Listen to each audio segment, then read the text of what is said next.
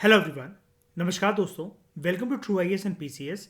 इस लेक्चर में दोस्तों हम लोग बात करेंगे 17th concept of international relations and international organisations, that is appeasement policy of a nation. किसी भी एक कंट्री की या किसी भी एक कंट्री के लिए अपीजमेंट पॉलिसी एक नेशन दूसरे नेशन स्टेट के प्रति क्या अपनाता है या क्या हम अपना सकते हैं एक ग्रुप ऑफ कंट्रीज के लिए। ठीक है। सबसे पहले आप मुझे एक बात बताओ, नॉर्मल डिक्शनरी मीनिंग आप लोग जानते हो क्या अपीजमेंट का? ठाकुराइन, ईशान, निर्वैर, एनी गेसेस?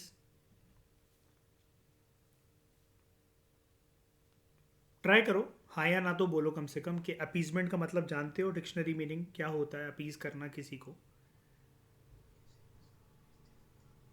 किसी के साथ रिश्ते सुधारना। Well tried. और Thakurain, Isha, any try, any guesses?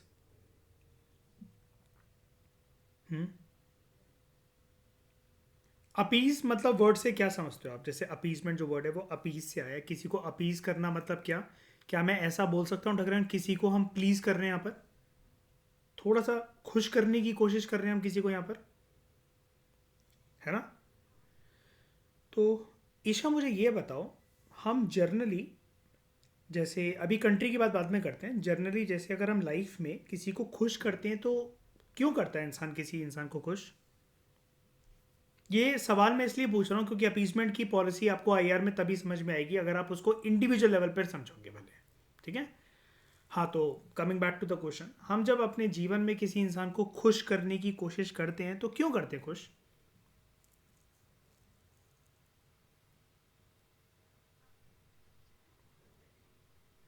In future हमारा बेनिफिट हो, हमारा काम जल्दी हो। और ठाकुराइन, निर्वैर, क्यों करा जाता है किसी इंसान को खुश? ईशा ने बोला हमारा काम जल्दी हो, हमारा बेनिफिट हो फ्यूचर में। और एक्सपेक्टेशंस के, यस, प्रॉब्लम सॉल्व कर सकता है सामने वाला हमारी। Good good point. क्या मैं ऐसा बोल सकता हूँ बहुत बार हम किसी को, हाँ ठाकुराइन तुम कुछ बोलना चाह रहे हो?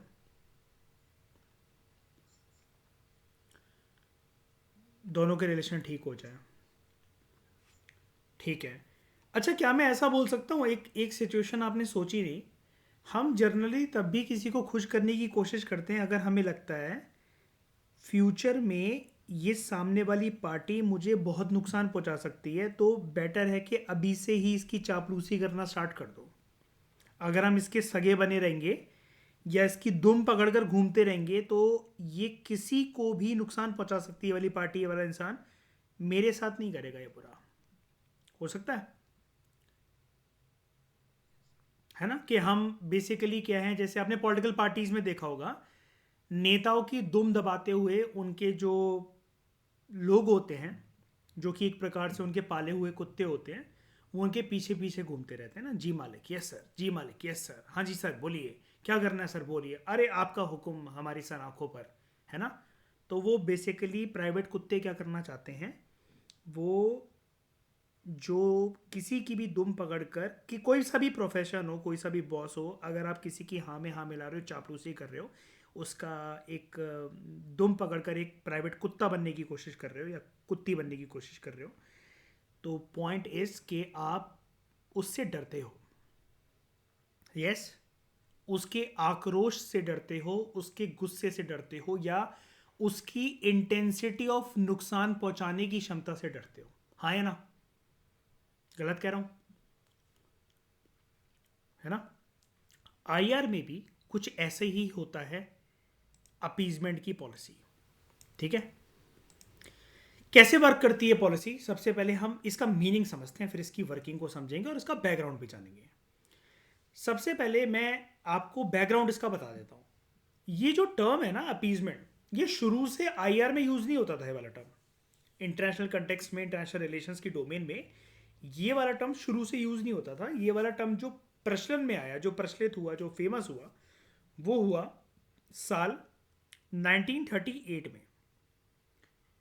और दुनिया की हालत जब दो लीडर्स से, दो कंट्री से बहुत ज़्यादा खराब थी, उनकी हालत पतली चल रही थी, जैसे ही वो इन दो कंट्रीज के दो लीडर्स का नाम सुन लेते थे, उनकी पैंट गीली हो जाती थी वर्ल्ड की मेजर पावर्स की। और ये कंटेक्स्ट है विश्व युद्ध द्वितीय का, यानी कि वर्ल्ड वॉर टू का। फोटो में आप इस पर्सन को तो पहचान ही पा रहे हो आराम से। ये है जर्मनी का लीडर एडोल्फ हिटलर। ठकुराइन इसको जानते हो? राइट साइड में किसकी फोटो है? ये कौन है?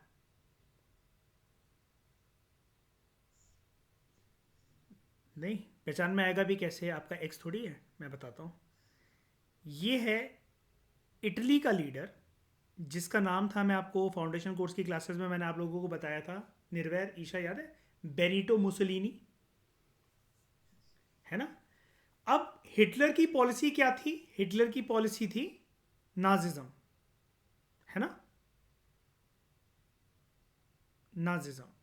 और बेनिटो मुसोलिनी की पॉलिसी क्या थी? शाबाश, फासिज्म। आपको एक चीज़ पता होगी, अक्सर हम इसके बारे में बात कर चुके हैं, लेकिन just to build a strong background of this topic I am telling you this again and again. दूसरा विश्व युद्ध जो था वो पूरा का पूरा हाथ में था एक्सेस पावर्स के, है ना, Germany, Italy and Japan, right.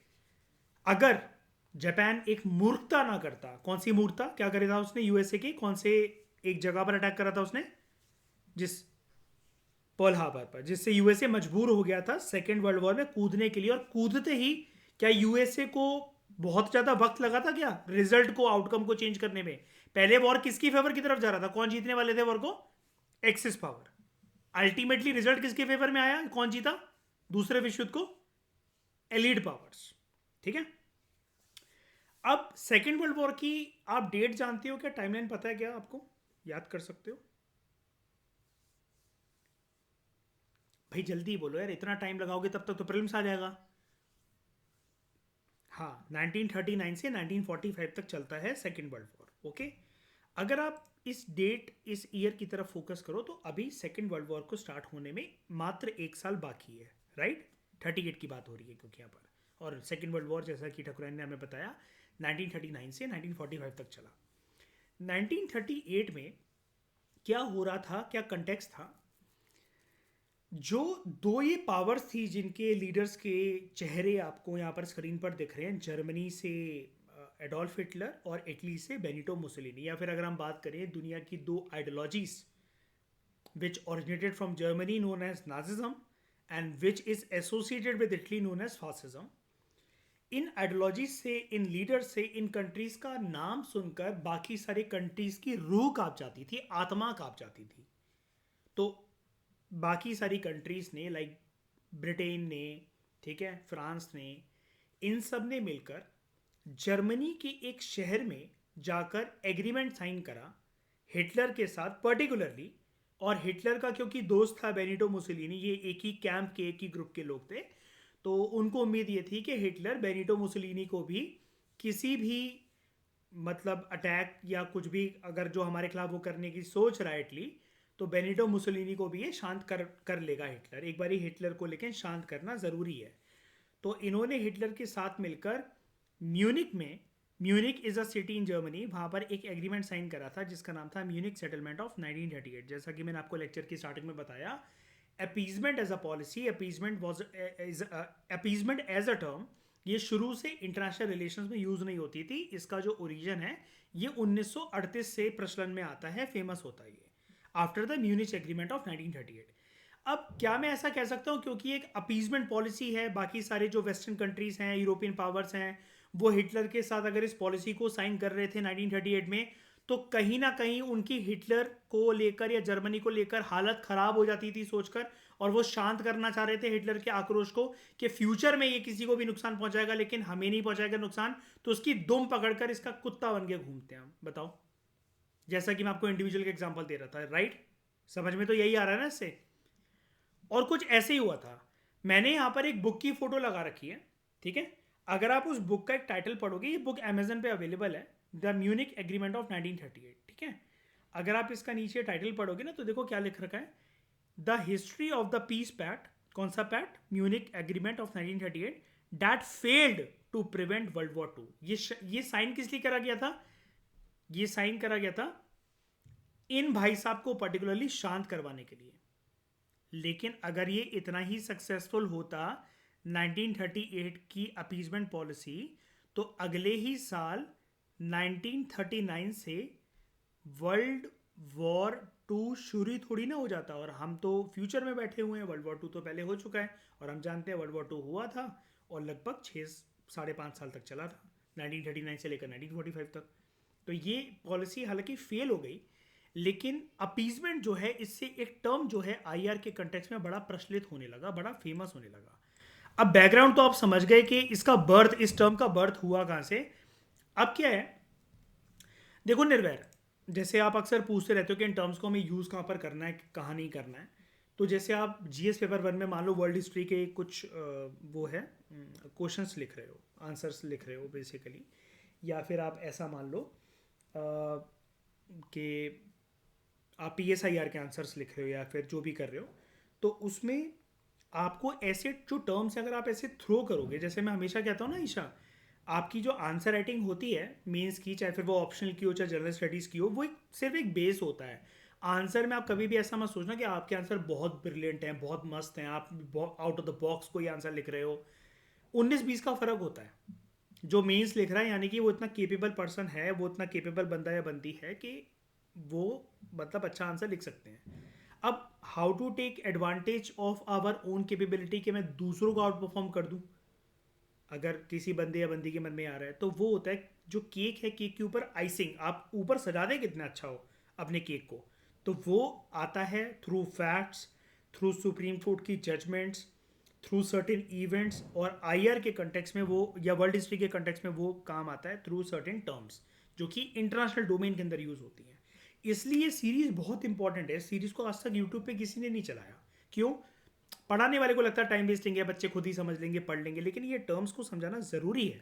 बिना इसके जीएस पेपर 2 में आईआर करना, जीएस पेपर 1 में वर्ल्ड हिस्ट्री को पढ़ना, या फिर पीएसआई और ऑप्शनल की स्टार्टिंग करना, वो मूर्खता है स्टूडेंट्स के लिए भी और टीचर के लिए भी। फिर तो वो दोनों साइड से पागल बनने वाली बात है स्टूडेंट्स के लिए और पागल बनाने वाली बात है टीचर के लिए, कि हवा में आप उनको आईआर करवा रहे हो। भाई आईआर का बेस तो बताओ।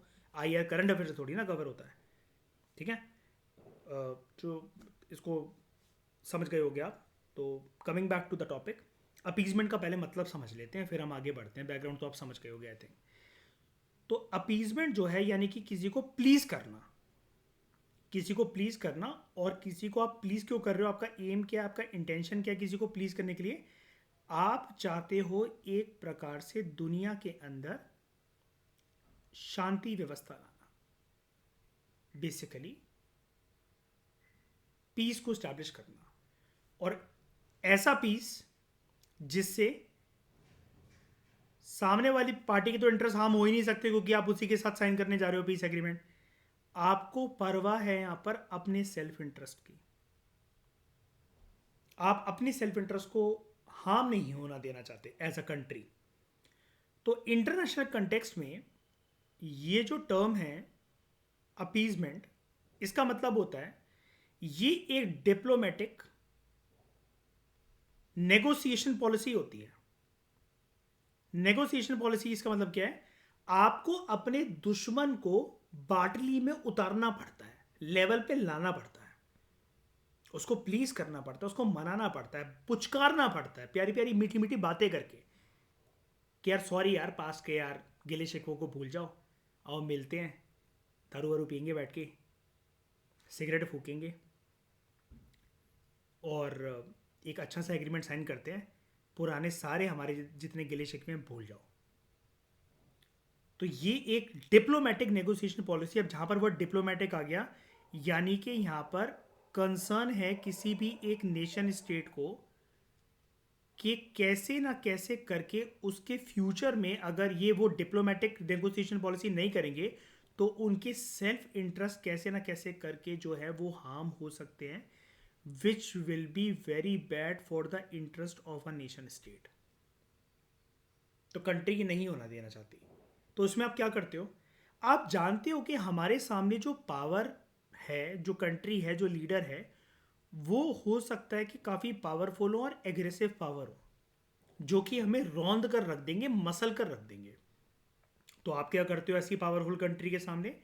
आप उनके सामने कुछ कंसेशंस रखते हो, पॉलिटिकल कंसेशन। अरे यार, कौन सा एग्रीमेंट साइन करने को तुम बोल रहे थे? अरे आओ, क्यों टेंशन में हो, हम बैठ के कर लेते हैं। तुमने मुझसे पहले कहा था, पहले मैं गुस्सा था तुमसे, आओ बैठ के ये वाला पॉलिटिकल नेगोशिएशन कर लेते हैं। ये हो गई पॉलिटिकल कंसेशन। मटेरियल कंसेशन, हाँ भाई, क्या क्या सप्लाई चाहिए आपको, क्या क्या एड्स चाहिए, क्या क्या आर्म्स चाहिए, क्या क्या फाइटर जेट्स चाहिए, कोई टेक्नोलॉजी जाननी है क्या, लो हमसे ले लो, हम तुम्हारे साथ शेयर करने के लिए तैयार हैं। Material concession. अच्छा, तुम कौन सी टेरिटरी को कब्जा करने के बारे में बोल रहे थे? अच्छा, मेरा पड़ोसी टेरिटरी, जो मेरा दोस्त है, अरे ले जाओ, मैं तुमसे कुछ नहीं कहूँगा, मैं न्यूट्रल पोजीशन अपना लूँगा। मैं ना उसकी साइड लूँगा, ना तुम्हारे रास्ते में अड़बंगा बनूंगा। तुम रख लो उसकी पॉलिसी। तुम आक्रमण करने आए थे ना पहले, मैंने तुम्हें रोक दिया था। हमारी फोर्सेस ने तुम्हारी फोर्सेस को चुनौती दी थी उनके साथ मिलकर, क्योंकि वो कंट्री मेरी दोस्त थी। अब मैं न्यूट्रल पॉलिसी अपना लूँगा, तुम जो करना उनके साथ करो। उसके प्रेसिडेंट को उठाकर लेकर जाना है, प्राइम मिनिस्टर को उठाकर लेकर जाना, गर्दन काटनी है उनकी, पूरी कंट्री के ऊपर कब्जा करना है, उसको कॉलोनी बनाना है, बना लो। टेरिटोरियल कंसेशन, समझ रहे हो? यहां पर एक मुल्क जो है वो इस एग्रेसिव पावर से कुछ भी साम दाम दंड भेद कर कर कुछ भी उसको देना चाहता है, बस अपने आप को सिक्योर करना चाहता है। एक कंट्री या उसका लीडर, किसके सामने? एग्रेसिव पावर के सामने। और यहां पर जो कंट्री गिड़गिड़ा रही है साइलेंटली, भीख मांग रही है, बटरिंग कर रही है सामने वाली कंट्री की, उसका इंटेंशन क्या है? उसका इंटेंशन ये है कि भाई अभी हम कन्फ्लिक्ट को, किसी भी वॉर को अफोर्ड नहीं कर सकते। We want to avoid this conflict and war situation anyhow, by hook और बाय क्रुक। तो ये जो टर्म है अपीजमेंट, इसका मतलब ये होता है कि यहां पर एक कोई कंट्री ना बेसिकली किसी चीज की कुर्बानी देती है। जैसे आपने अभी ऊपर देखा, पॉलिटिकल कंसेशन, मटेरियल कंसेशन या फिर टेरिटोरियल कंसेशन। और ये आईआर में ऐसा देखा गया है कि यहाँ पर कुछ कंट्री एक अपने कुछ ऐसे प्रिंसिपल्स को अपनाती है जिससे वो जल्दी जल्दी करके जो एग्रेसिव पावर है ना उसको शांत कर सके। लेकिन ये जो टर्म है, राइटर आपको यहाँ पर ये बता रहे हैं कि जो एक्सपर्ट्स हैं, पॉलिटिकल एक्सपर्ट्स हैं, वो इसको ना कुछ ज़माने पहले, मतलब कुछ टाइम पहले, वर्ल्ड वॉर 2 के टाइम के बाद से इस टर्म को काफ़ी ज़्यादा डेरोगेटरी मानने लगे थे कि ये वाली टर्म ना अच्छी नहीं है, क्योंकि यहाँ पर एक ही कंट्री जो है, एक कंट्री जो है वो विन विन सिचुएशन के अंदर है। वो कंट्री विन विन सिचुएशन के अंदर है। हालांकि आप उसके साथ, एग्रेसिव पावर के साथ ट्रीटी एग्रीमेंट साइन कर कर सेफ तो हो जाओगे, लेकिन एग्रेसिव पावर जब मर्जी चाहे दोगलापन दिखाकर अपना रवैया बदल सकती है। कैसे? जब म्यूनिक सेटलमेंट हुआ 1938 का, तो कंट्रीज को ऐसा लगा, वेस्टर्न पावर्स को, यूरोपियन पावर्स को, कि हिटलर के साथ ये समझौता करके, ये एग्रीमेंट साइन करके हमने तो हिटलर की बटरिंग कर दी है, हिटलर तो बेवकूफ़ सा है, उल्लू सा है, मान गया है, अब हमारे खिलाफ कुछ नहीं करेगा, वो भी शांति से रहेगा, हम भी शांति से रहेंगे। लेकिन अगर इसमें इतना ही पावर होता तो विन विन सिचुएशन में तो दोनों दोनों ग्रुप रहते। हिटलर और मतलब आप ऐसा मान लो कि जर्मनी और इटली भी कुछ नहीं करते वेस्टर्न पावर्स का, और वेस्टर्न पावर्स की तो औकात ही नहीं थी उस टाइम पर कुछ करने की, अगर यूएसए ने उनका सपोर्ट नहीं करा होता। लेकिन हिटलर या बेनिटो मुसोलिनी के मन में, उनकी मानसिकता में कुछ ना कुछ तो ख्याल बदले ही होंगे ना, कि अगले ही साल दुनिया में विश्व युद्ध शुरू हो गया 1939 से। तो हमेशा यहाँ पर वैसे पॉलिटिकल एक्सपर्ट्स आपको दो ओपिनियन देते हैं। आप जैसे आगे मेरी तरफ लेक्चर, आगे मेरे साथ लेक्चर में प्रोसीड करोगे ना, तो जब पीएसआईआर की डिस्कशंस होगी या आईआर की डिस्कशन होगी, तब आप उसमें देखोगे कि अपीजमेंट की पॉलिसी में जनरली दोनों कंट्रीज विन विन सिचुएशन में रहती हैं। लेकिन पॉलिटिकल एक्सपर्ट्स फाइनली ये कंक्लूड करते हैं कि विन विन सिचुएशन के अंदर एग्रेसिव पावर ही है। मैंने किसी की दुम पकड़कर किसी को पुचकार लिया, किसी की बटरिंग कर दी, तो मुझे लग रहा है ऐसा कि मैं सेफ हूं। लेकिन अगर एग्रेसिव पावर ने अपना रवैया यूटर्न मोड़ लिया, तो अगर उसने बर्बाद करने के बारे में छोड़ दिया, सोच लिया मुझे, तो फिर मेरी हालत खराब है उस टाइम पे, एक कंट्री की, एक नेशन स्टेट की। तो it was commonly use to describe the Munich settlement of 1938, जिसकी वजह से चेकोस्लोवाकिया, चेकोस्लोवाकिया आज के समय में क्या है, इस कंट्री को हम कहते हैं चेक रिपब्लिक, और इसकी कैपिटल क्या है? पराग। प्राग,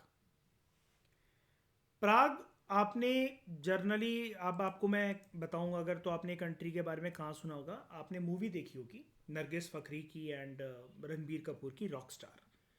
तो जब नरगिस फ़करी की शादी होती है, जब वो कश्मीर से जाती है शादी करके, तो जब रणबीर कपूर जाता है उससे मिलने और शादी के बाद जब उनका अफेयर चलता है उस यूरोपियन कंट्री के अंदर, तो वो चेक रिपब्लिक के अंदर होता है, पर्टिकुलरली प्राग के अंदर होता है, प्राग के अंदर होता है। तो वो है जो आपने रॉकस्टार मूवी देखी है, उसके अंदर जो इंटरनेशनल सीन्स जो शूट हुए हैं वो प्राग के अंदर शूट हुए हैं, चेक रिपब्लिक की कैपिटल। ठीक है। तो it was commonly use to describe the Munich settlement of 1938, जिसकी वजह से अब यहाँ पर लिखा हुआ है कि आप कहोगे सर ये एकदम से चेकोस्लोवाकिया का नाम कहाँ से आ गया, कि चेकोस्लोवाकिया की डिसमेंबरमेंट हो गई।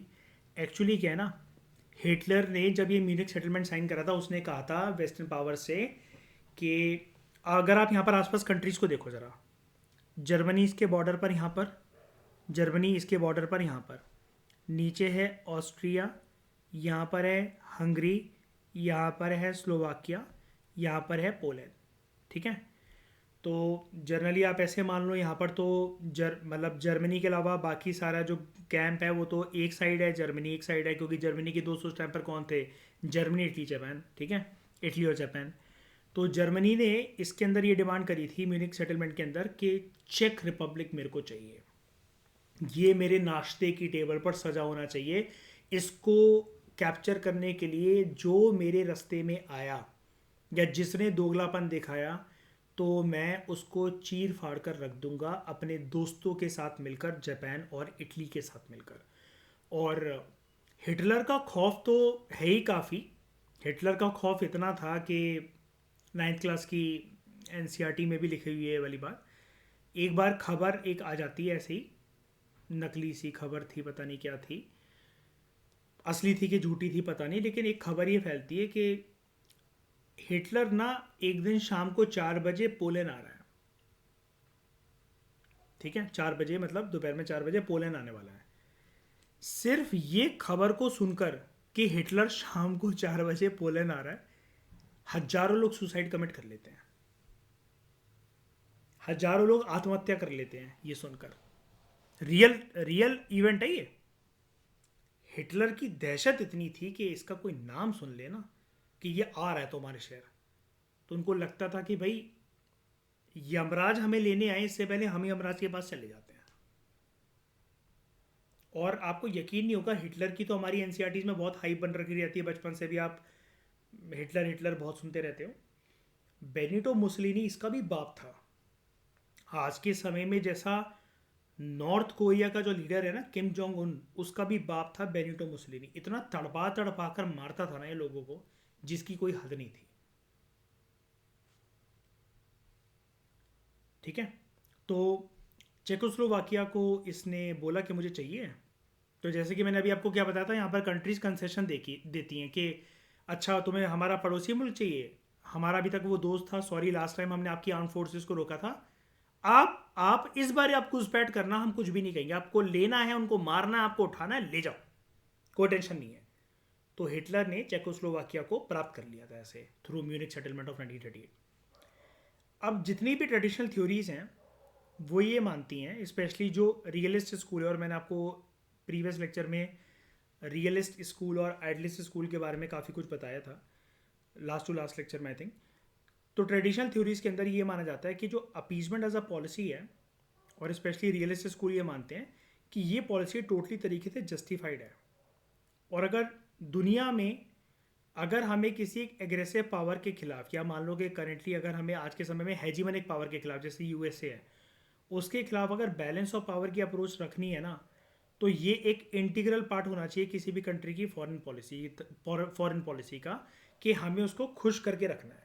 लेकिन अब अगर आप थोड़ा सा अपना रिवीजन वाला दिमाग थोड़ा सा दौड़ाओ, मैंने आपको एक चीज़ बताई थी, वैसे तो वो चीज़ पर्टिकुलरली जो हेजिमनिक कंट्री होती है उसके लिए यूज़ होती है।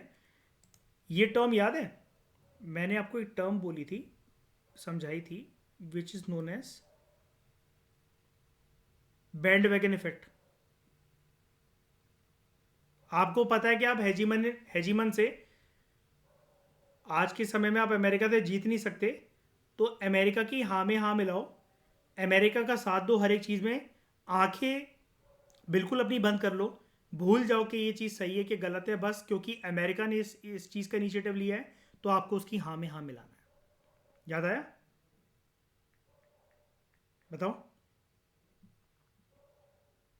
Band wagon effect. लेकिन बैंड वैगन इफेक्ट जो है, आप कहोगे सर ये भी तो सेम ही है, लेकिन दोस्तों मैं आपको एक चीज़ क्लियर कर दूँ। जो बैंड वैगन इफेक्ट है ना, वो एक तरीके से सिर्फ हेजीमनिक कंट्री के लिए, अमेरिका के लिए यूज़ होता है, यूनिपोलर वर्ल्ड के कंटेक्स में। अगर हम अपीजमेंट की बात करें, अपीजमेंट की ये वाली लाइन भी यही बोल रही है जो रियलिस्टिक स्कूल ऑफ थॉट हमें बता रहा है कि ये जो चीज़ है ना, ये जो कि मतलब आपको एक तरीके से जो पावरफुल ग्रुप है, कंट्री है, उनकी दुम पकड़ कर चलना है, उनको खुश करना, उनसे एग्रीमेंट साइन कर लो ताकि वो आपको नुकसान नहीं पहुंचाएंगे। तो ये एक तरीके से बैलेंस ऑफ पावर का एक बहुत इंटीग्रल पार्ट है फॉरेन पॉलिसी का, किसी भी कंट्री का बैलेंस ऑफ पावर को सुनिश्चित करने के लिए, बैलेंस ऑफ पावर प्रोसेस को इनिशिएट करने के लिए। अब ऐसा क्यों? क्योंकि आपको पता है आप उससे लड़कर जो एग्रेसिव पावर है जीत तो पाओगे नहीं। चलो अगर आपको लगता है कि आप जीत भी जाओगे तो आपको पता है मैन एंड मटेरियल का बहुत ज़्यादा नुकसान होगा, बहुत ज़्यादा लॉस होगा, तो आप कैसे भी करके उससे भिड़ना पसंद नहीं करोगे। तो बेटर यही है कि उसके साथ एग्रीमेंट साइन कर लो, जो वो बोले, जो वो कंसेशन मांगे उनको वो कंसेशन दे दो, उनसे फालतू में भिड़ो मत अपना नुकसान करने के लिए। ठीक है?